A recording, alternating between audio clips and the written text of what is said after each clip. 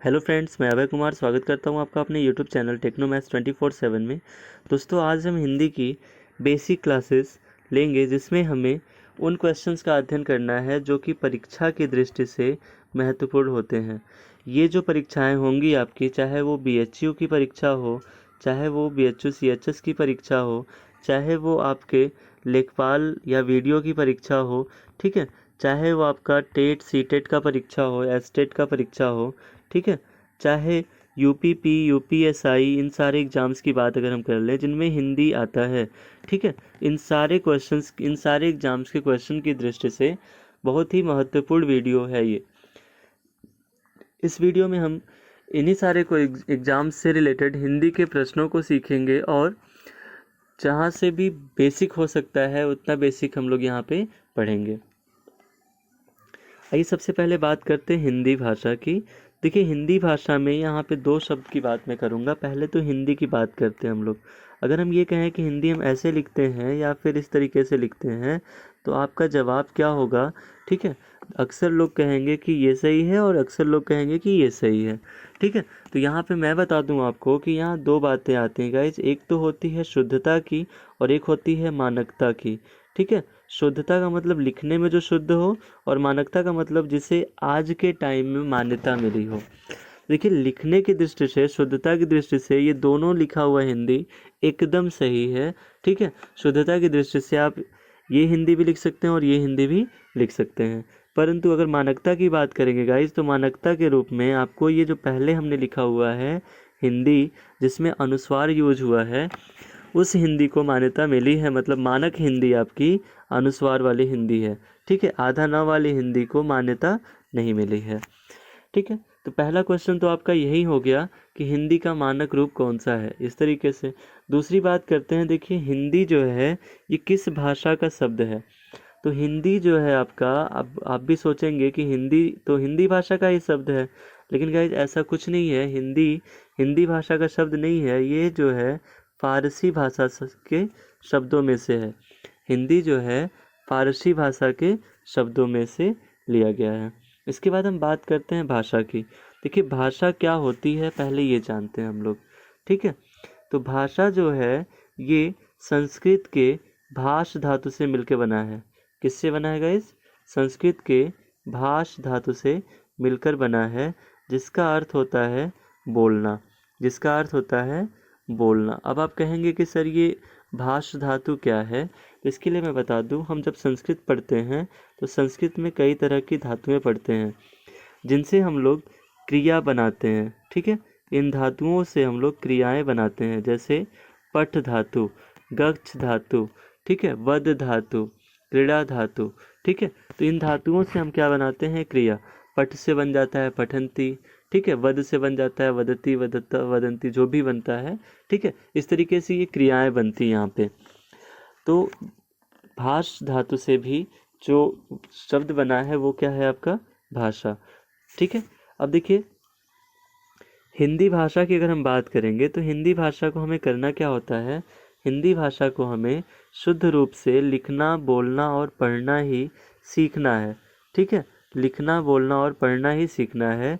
देखिए, कुछ भी अगर हमें सीखना होता है उसके लिए हमें एक माध्यम की ज़रूरत होती है, ठीक है। तो यहाँ पे जो माध्यम होगा हमारा, ठीक, हिंदी भाषा को शुद्ध रूप से लिखने, बोलने और पढ़ने सिखाने के लिए जो माध्यम है हमारा, उसे हम कहते हैं गाइस हिंदी व्याकरण।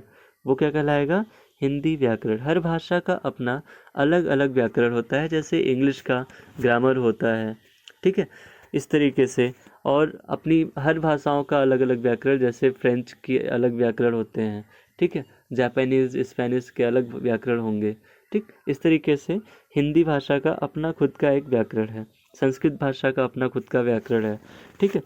तो आइए देखते हैं हिंदी भाषा में हिंदी व्याकरण को हमें किन माध्यमों से पढ़ना है। तो जब हम हिंदी भाषा में हिंदी व्याकरण पढ़ रहे होंगे तो हमें 3 माध्यमों का प्रयोग करना होगा। पहला माध्यम है आपका वर्ण विचार, जिसे हम इंग्लिश में फोनोलॉजी कहते हैं, ठीक है। इसमें हम वर्णों का अध्ययन करते हैं। किसका अध्ययन करते हैं गाइस? वर्णों का अध्ययन करते हैं या फिर अक्षरों का अध्ययन करते हैं, ठीक है। देखिए, ये वर्ड या अक्षर जो हैं ये क्या हैं? ये जब भी हम बोलते हैं उसे कहते हैं ध्वनि। जो कि हमारे स्वर यंत्र से निकलती है। ठीक है, तो स्वर यंत्र से हमारे जो ध्वनि निकलती है उनको हम क्या करते हैं, संकेतबद्ध करते हैं। क्या करते हैं, संकेतबद्ध करते हैं, यानी उसके लिए एक सिंबल बनाते हैं। उस सिंबल को ही हम लोग क्या कहते हैं, वर्ड या अक्षर। ठीक है, तो हर एक भाषा की अपनी अलग अलग लिपियां होती हैं और लिपियों के हिसाब से ही हम वर्ड या अक्षर को संकेत देते हैं। जैसे अंग्रेजी भाषा में हम लोग अल्फ़ाबेट्स पढ़ते हैं, ABCD, इस तरीके से। तो ये क्या है, ये अंग्रेजी के जो वर्ड या अक्षर हैं उनके संकेत या उनके कोड कह सकते हैं इनको। वैसे ही अगर हम लोग हिंदी की बात करें तो क ख ग घ अंग, ठीक है, बाकी च छ ज झ या फिर आ ई वट एवर जो भी हम लोग यहाँ पे पढ़ेंगे, ठीक है, ये सभी क्या कहलाते हैं, वर्ड कहलाते हैं। और इन वर्डों का ही अध्ययन क्या कहलाता है गाइस, वर्ड विचार कहलाता है। फिर हम बात करते हैं इसके बाद के दूसरे टॉपिक की, दूसरे टाइप की। ठीक है, दूसरे टाइप से हम कैसे पढ़ेंगे, शब्द विचार के माध्यम से। तो ये जो शब्द विचार होता है इसे इंग्लिश में हम लोग बोलते हैं मॉर्फोलॉजी। इसे क्या बोलते हैं, मॉर्फोलॉजी। यहाँ पे हम शब्द का और शब्दों से बनने वाले पदों का अध्ययन करेंगे। ठीक है, तो शब्द और पद का अध्ययन जब हम करेंगे तो क्या कहलाएगा, शब्द विचार। ठीक है, इसके बाद फिर हम बात करेंगे वाक्य विचार की। तो वाक्य विचार में क्या होता है, इन वाक्य को बनाते हैं हम लोग। ठीक है, यहाँ पे हम लोग क्या करते हैं, शब्दों का प्रयोग करके वाक्य को बनाते हैं। ये भी चीज़ ध्यान दीजिएगा, वर्णों का प्रयोग करके शब्द बनते हैं और शब्दों का प्रयोग करके वाक्य बनते हैं। ठीक है, तो यहाँ पे जो मेन इम्पॉर्टेंट बात है, फोनोलॉजी का जो फोनोलॉजी से बनता है वो क्या बनता है, मॉर्फोलॉजी, और मॉर्फोलॉजी से क्या बनता है, सिंटेक्स, यानी कि वर्णों को मिलाकर शब्द और शब्दों को मिलाकर के वाक्य। ठीक है, तो यहाँ देखिए हमसे 2 क्वेश्चन इस पे भी पूछे जाते हैं कि भाषा की सबसे छोटी इकाई क्या है। भाषा की सबसे छोटी इकाई क्या होती है। तो जो भाषा की सबसे छोटी इकाई है गाइस, वो है ध्वनि। वो क्या है, ध्वनि। जो भी हम बोलते हैं उन ध्वनियों को ही संकेत दे करके, ठीक है, उनको कोडिंग कर करके हम लोग क्या बनाते हैं, वर्ड या अक्षर। ठीक है, ध्वनि से क्या मिलता है हमें, ध्वनि को जब हम संकेतबद्ध करते हैं तो हमें क्या मिलते हैं, वर्ड या अक्षर। अब देखिए वर्ड और अक्षर में भी डिफरेंस होता है, मैं ये बताऊंगा, ठीक है, कि वर्ड और अक्षर में क्या डिफरेंस होते हैं। लेकिन जब हम लोग वर्ड विचार पढ़ेंगे तब। तो देखिए वर्ड से अक्षर बनते हैं और अक्षरों से आपके शब्द बनते हैं।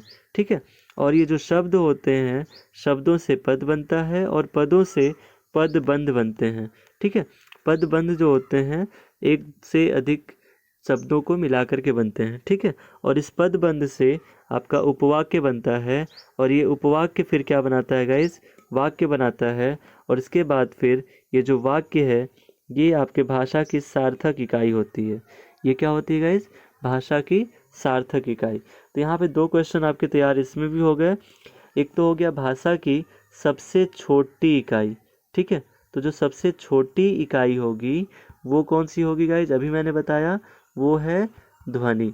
और भाषा की अगर हम सार्थक इकाई की बात करते हैं तो भाषा का जो सार्थक इकाई है वो क्या होता है, तो वो होता है गाइस वाक्य। भाषा का जो सार्थक इकाई है वो क्या होता है, वाक्य होता है। ठीक है, तो इस तरीके से देखिए अभी आगे की क्लासेस में हम लोग 1 बाय 1 करके वर्ड विचार पढ़ेंगे। तो वर्ड विचार के बारे में थोड़ा सा जान लेते हैं पहले। वर्ड विचार में हमें पूरे के पूरे वर्णमाला का ही अध्ययन करना है और इस वर्णमाला में हम लोग अगली वीडियो में पढ़ेंगे कि हमें कितने स्वर और कितने व्यंजन होते हैं, यानी स्वर और व्यंजनों का पूरा पूरा अध्ययन करेंगे इसमें हम लोग। ठीक है, और फिर इन व्यंजनों में कितने टाइप्स होते हैं, इन स्वरों में कितने टाइप्स होते हैं, इनके उच्चारण स्थान क्या क्या हैं। ठीक है, और इसमें और भी अलग से कुछ चीज़ें होती हैं जैसे कि अघोष वर्ड, सघोष वर्ड, ठीक है, अल्प प्राण, महाप्राण, बहुत सारी चीज़ों का अध्ययन हम लोग करेंगे, जिसके लिए हम एक अलग से वीडियो बनाएंगे जिसका टॉपिक होगा आपका वर्ड विचार। ठीक है, जिसमें हम वर्णमाला का अध्ययन करेंगे, पूरी की पूरी वर्णमाला हम लोग उसी में पढ़ेंगे। तो दोस्तों अगर ये वीडियो आपको पसंद आई हो तो इसे लाइक, सब्सक्राइब और शेयर करना ना भूलें, ताकि आपके जो अन्य फ्रेंड्स हैं उनको भी इस वीडियो के द्वारा और नॉलेज मिलता रहे। ठीक है, हमारे साथ वीडियो में अंत तक बने रहने के लिए धन्यवाद।